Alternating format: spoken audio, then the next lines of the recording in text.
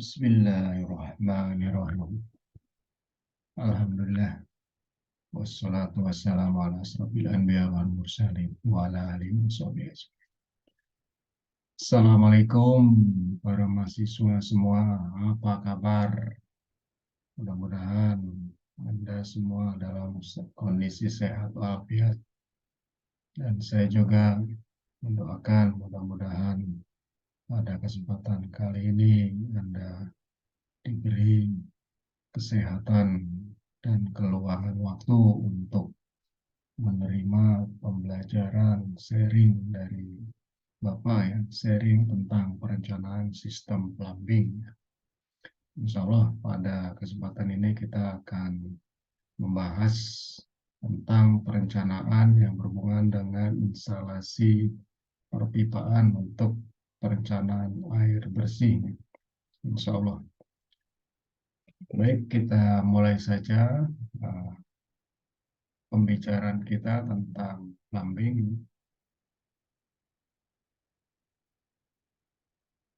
Yang pertama adalah kita harus mengerti dulu apa itu plumbing. Plumbing adalah seni ya, dan teknologi pemipaan dan peralatan untuk menyediakan air bersih ke tempat yang dikehendaki, baik dalam hal kualitas, kuantitas, dan kontinuitas yang memenuhi syarat dan membuang air bekas atau air kotor dari tempat tertentu tanpa mencemarkan bagian penting lainnya untuk mencapai kondisi higienis dan kenyamanan yang diinginkan. Pramuditya 2010. Lalu apa saja peralatan plumbing itu? Dalam artian khusus, peralatan plumbing itu meliputi peralatan untuk penyediaan air bersih atau air minum, peralatan untuk penyediaan air panas, peralatan untuk pembuangan dan ventilasi udara pada instalasi pipa, perpipaan, ya. Lalu peralatan saniter atau plumbing fixture. Banyak sekali peralatan saniter, ada keran, pipa, alat-alatnya termasuk wastafel, kloset, shower, bathtub, dan lain-lain. Dalam artian yang luas, plumbing itu meliputi peralatan pemadam kebakaran, peralatan pengolah air kotor atau tangki septik. Di masyarakat biasa disebut dengan septic tank ya.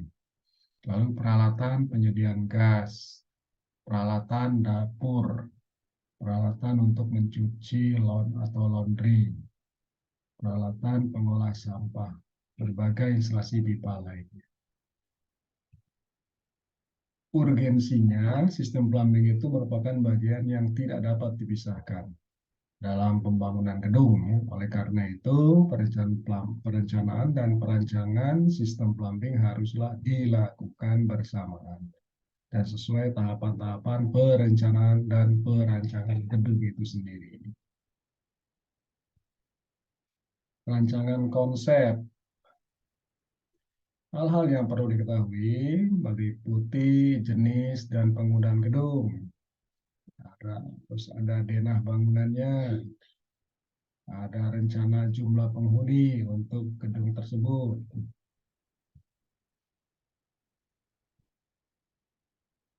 Yang tidak kalah penting adalah harus ada sumber air yang akan dipakai, apakah menggunakan sumur dangkal atau sumur dalam yang orang biasa menyebut di masyarakat artesis. Nah, karena itu kita harus tahu juga siklus hidrologinya ya.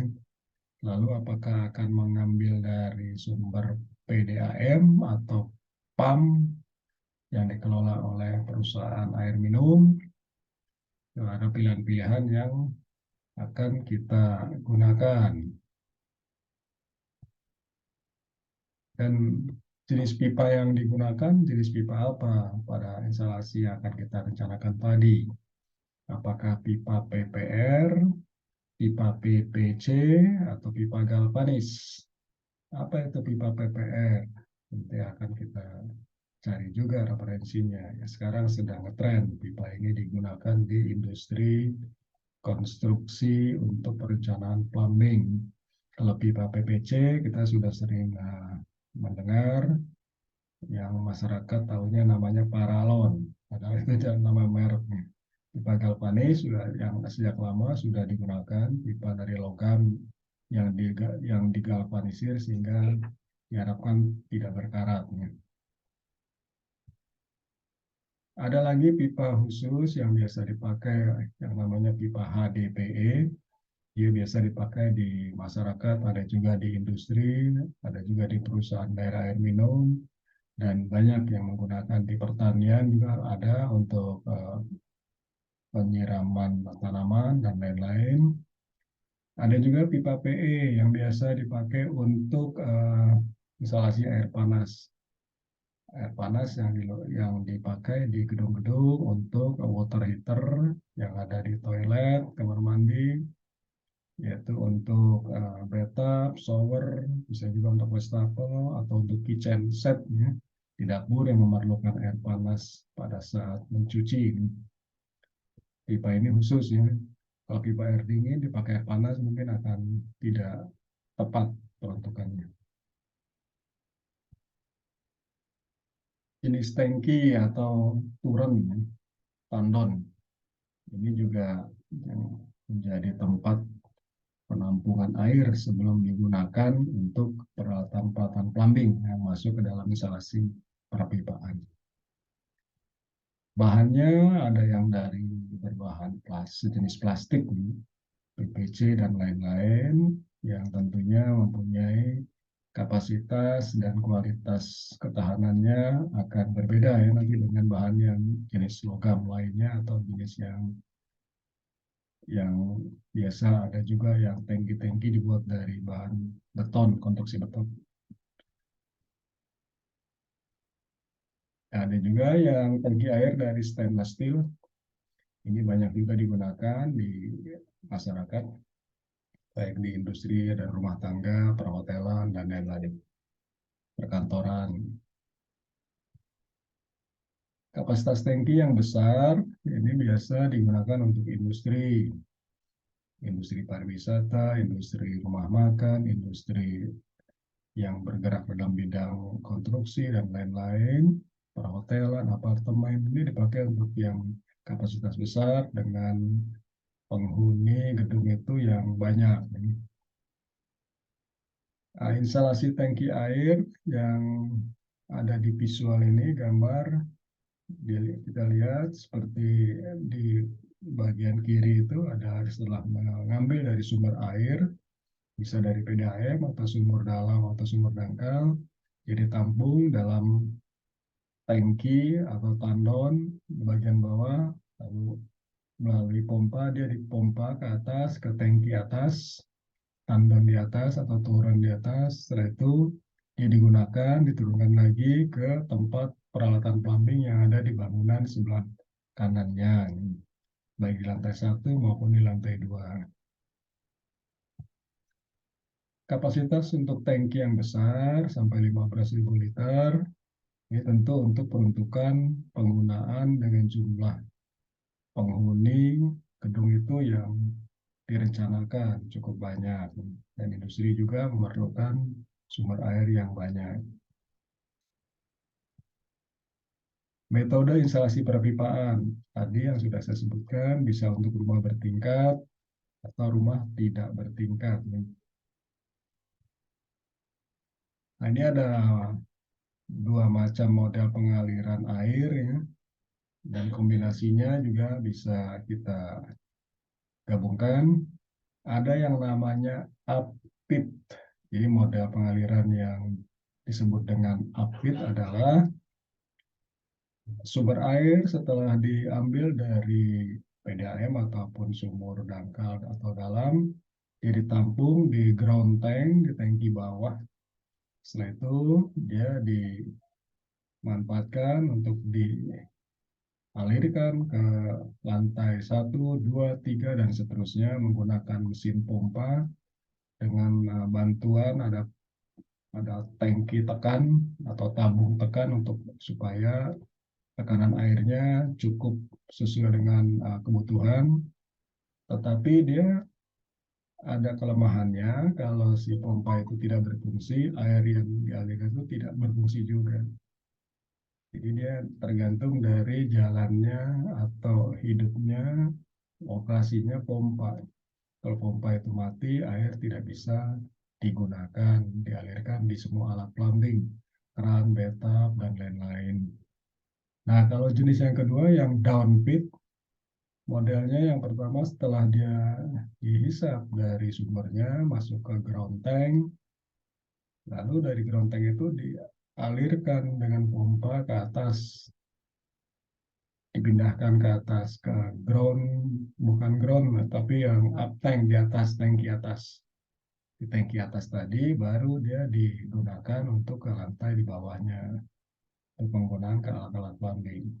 Atau bisa juga dari pompa tangki bawah langsung digunakan ke alat-alat plumbing.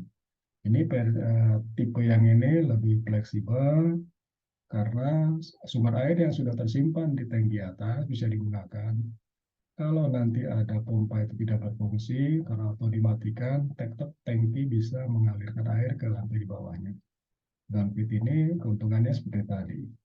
Cuma mungkin kerugiannya memerlukan konstruksi untuk di atas karena satu tangkinya harus ada, kedua konstruksi penahan tangkinya juga harus mempunyai kekuatan yang cukup sehingga menambah biaya. Tapi keduanya bisa digunakan, up pit dan down pit. Perencanaan kebutuhan air yang akan kita latihkan secara analisis adalah misalnya atau contoh kita akan merencanakan sebuah apartemen, bangunan gedung untuk apartemen dengan kapasitas orang yang akan tinggal di sana 200 orang. Dan kita juga melihat dari tabel dari buku Morimura, tabel kebutuhan airnya adalah untuk apartemen 133 liter per orang per hari. Jangka waktu pemakaian 8 sampai 10 jam per hari. Ini kita ada contoh soalnya. Contoh soal nomor 1, analisis kebutuhan air. Ya. Hitunglah kebutuhan air bersih untuk 200 orang per hari dalam sebuah apartemen. Kita lihat ada tabelnya, tabel 11 kebutuhan air menurut tipe bangunan. Saya ambil cuma 3 saja, walaupun banyak sebenarnya tabelnya, karena saya butuhnya satu saja, yang dua itu sebagai referensi, padahal banyak. Tabelnya besar, kita ambil, kita cuplik saja. Contoh di sini sekolahan, dia 57 liter per hari. Sekolah dengan ada kafetarianya, ada kantin, dan lain-lain itu memerlukan kebutuhan air per hari 95 liter. Apartemen 133 liter per orang per hari. Apartemen ini akan kita jadikan analisis. Waktu pemakaian air pagi jam 5 sampai jam 9. Sore jam 17 sampai jam 21. Ini menurut kebiasaan di Indonesia ya, bahwa biasanya penghuni apartemen atau yang lainnya itu mandinya 2 kali, pagi dan sore. Kalau daerah lain ada yang mandi sekali, tentu jamnya kita rubah.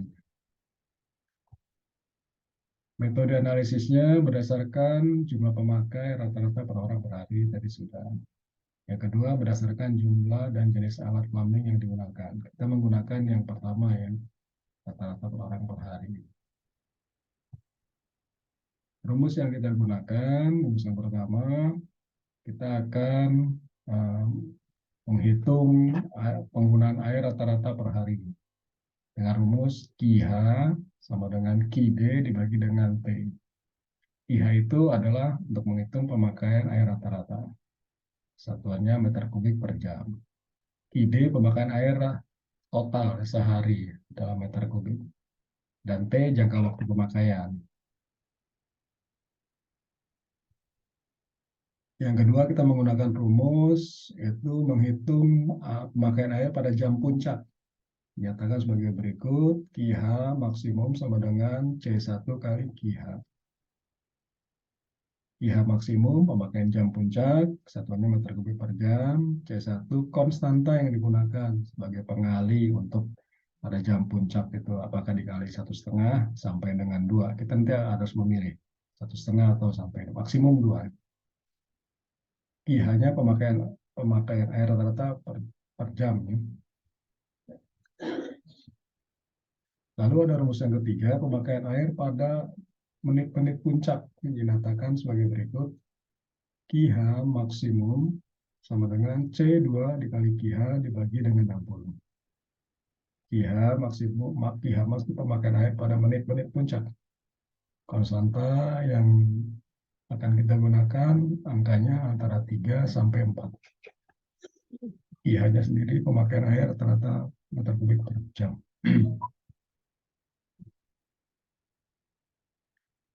Pemakaian rata-rata per hari diambil 8 jam. Tadi antara pagi 4 jam, sore 4 jam, jadi dijumlahkan adalah 8 jam.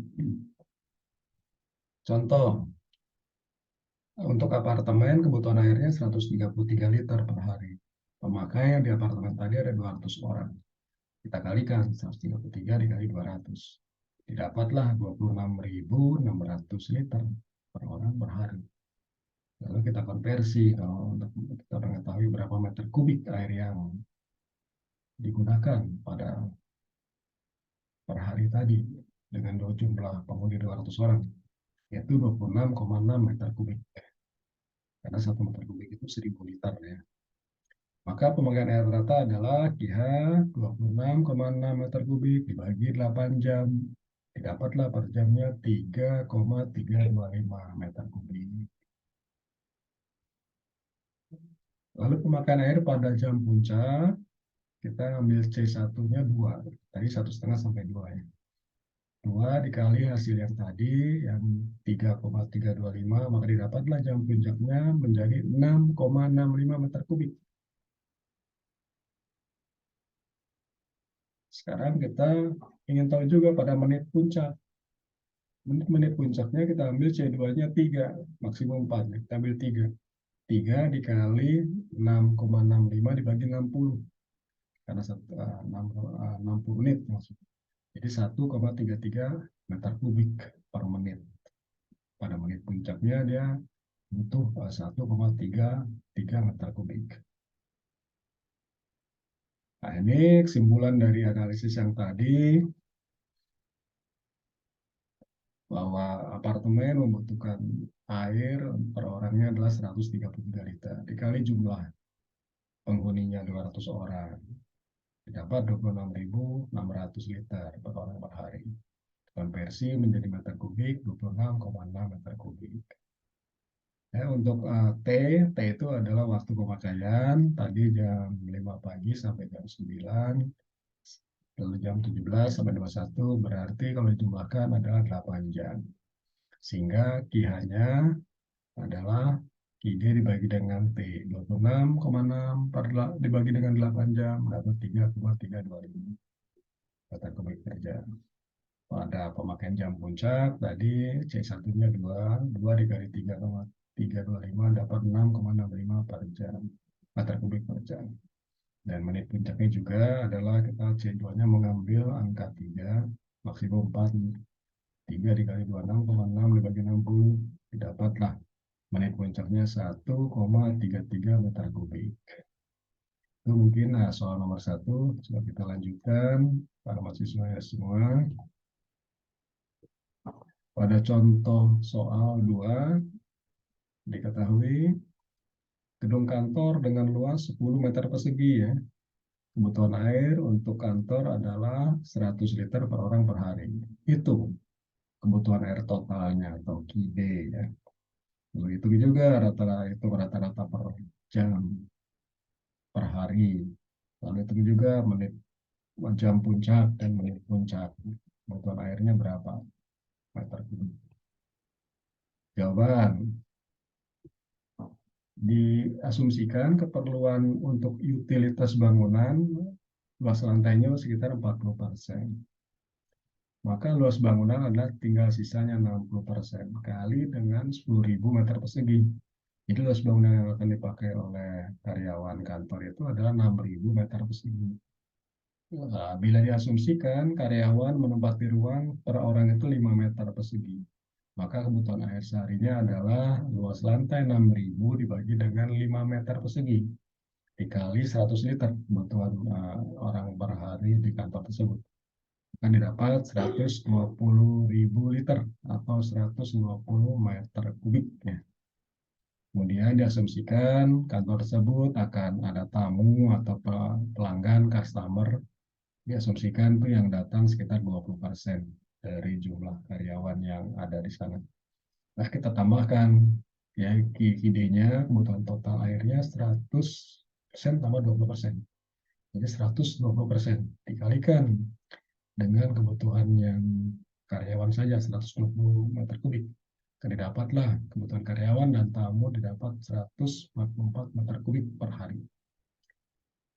Dan jam kantor, bila jam kantor ditetapkan 10 jam, maka IH per jamnya adalah 144 dibagi dengan 10 jam. ID tadi yang total dibagi dengan 10 jam, didapat 14,4 meter kubik per jam. Kalau kita ingin tahu jam puncaknya adalah dengan mengambil konstansa 2, maka 2 kali 14,4 meter kubik. Dapat jam puncaknya 28,8 meter kubik.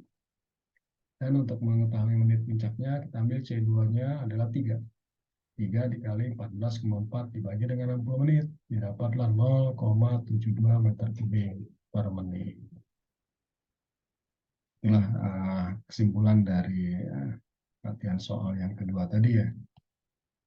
Nah, sekarang tugas mahasiswa, dan mohon maaf kalau ada juga yang mengikuti selain mahasiswa, Anda tidak wajib ya. Tapi kalau ingin melatih diri sendiri, silakan. Mohon maaf. Mudah-mudahan ada yang berkenan juga, yang bukan mahasiswa saya, ya, bisa mengikuti sharing ilmu dari saya. Mudah-mudahan ada manfaatnya. Sebutkan kelebihan dan kekurangan dari sistem pemipaan upbeat dan downbeat. Lalu soal nomor 2, ada gedung kantor, luas lantainya 24.000 meter persegi. Itulah kebutuhan air totalnya atau QD. Lalu itu pemakaian air pada jam puncak, dan juga pemakaian air pada menit puncak. Apabila terdapat tambahan untuk keperluan tamu dengan nilai 25% dari jumlah karyawan. Jawaban tugas ditulis pada lembar kertas secara manual. Disertai kelengkapan nama dan nomor mahasiswanya. Tidak boleh ya pakai ketik komputer, tapi harus tulis manual di kertas. Nanti diserahkan ke Bapak atau bisa di-scan, kirim ke media sosial atau WA ya. Itu barangkali yang bisa Bapak berikan, dan terima kasih atas perhatian para mahasiswa semua, juga pemirsa yang mengikuti kegiatan ini. Mudah-mudahan semua yang saya paparkan bisa berkenan dan memberi manfaat kepada para pemirsa dan mahasiswa, sehingga bisa menjadi penambahan ilmu, dan bagi saya juga menjadi amal soleh ya. Mudah-mudahan kamu semua berkah mempelajari ilmu ini. Sekian pada mahasiswa semua. Terima kasih atas perhatiannya. Mohon maaf kalau ada hal yang kurang. Mohon maaf dari kata-kata saya mungkin terlalu cepat dan lain-lainnya. Terima kasih. Assalamualaikum warahmatullahi wabarakatuh.